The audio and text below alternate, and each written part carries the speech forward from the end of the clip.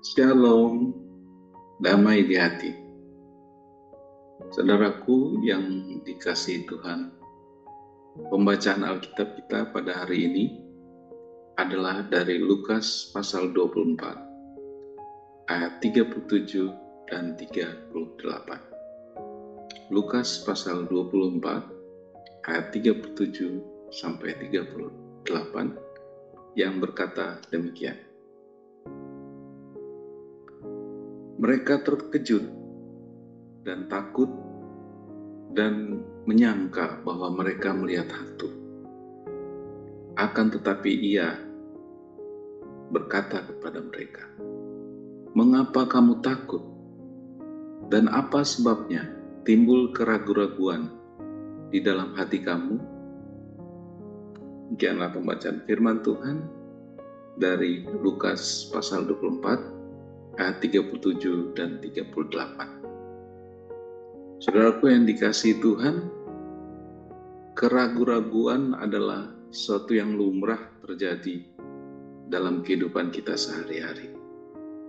Keraguan-raguan bisa muncul bila ada suatu bukti yang lemah dari satu aspek atau suatu bukti yang tidak sesuai dengan kenyataan. Memang sering kita alami dan bisa merupakan suatu bagian dari cara berpikir yang sehat apabila kita memang menghadapi situasi di mana bukti-bukti yang ada tidak cukup kuat untuk mengambil keputusan. Tuhan Yesus memahami bahwa murid-muridnya saat itu memang ada keraguan. Karena itu, ia datang untuk menghapuskan keraguan-raguan murid-murid dengan cara datang langsung secara fisik, hadir di tengah murid-murid. Saudaraku yang dikasihi Tuhan, satu hal yang ditunjukkan oleh Tuhan Yesus melalui bacaan Alkitab kita saat ini adalah, yaitu Dia peduli kepada murid-muridnya. Dia yang adalah Raja Sorga, Dia yang memiliki kuasa di langit dan bumi, bahkan kuasa atas maut. Dia peduli pada murid-muridnya. Ia datang untuk menghapus keraguan-raguan murid-murid atas kebangkitannya. Saudaraku, kalau ia tidak peduli pada murid-muridnya, maka tidak perlulah ia menampilkan dirinya berulang-ulang di hadapan murid-murid. Tetapi karena dia peduli, maka dia menghadirkan diri secara fisik. Saudaraku, dalam catatan selanjutnya, Yesus Kristus telah kembali naik ke surga. Dia adalah Allah yang menjadi manusia,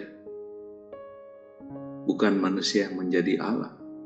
Dan dia kembali setelah bangkit dari kematian, dia kembali ke surga. Ia tetap sama, tetapi ia meninggalkan rohnya, roh Kristus, roh kudus untuk menemani kita semua. 2000 tahun yang lalu, Kristus bangkit dan menyatakan diri kepada murid-murid. Murid-murid meninggalkan warisan keyakinan, kesaksian, catatan Alkitab kepada kita semua. Puji Tuhan, karena itu saat ini kita telah percaya dan menerima Dia, bahwa Dia bangkit, Dia anak Allah. Ketika kita membuka hati kita bagi kebenaran firman Kristus, maka Roh Kudus telah membuat kita mengerti dan yakin betul bahwa kita telah melakukan kebenaran dengan percaya kepada anak Allah. Saudaraku yang diberkati, Roh Kuduslah yang telah menguatkan hati kita sehingga kita bisa yakin dan percaya pada kebangkitan Kristus. Tetapi kehidupan dunia dan gerakan aktif antikristus pasti akan berupaya untuk menggoyahkan iman kita.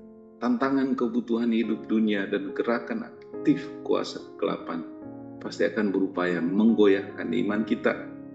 Namun puji Tuhan, kalau saat ini ada damai di hati kita, maka kita sebenarnya sedang merasakan buah Roh Kudus yang bekerja di dalam kita untuk mendatangkan damai sejahtera, mendatangkan keyakinan bahwa Tuhan peduli kepada kita.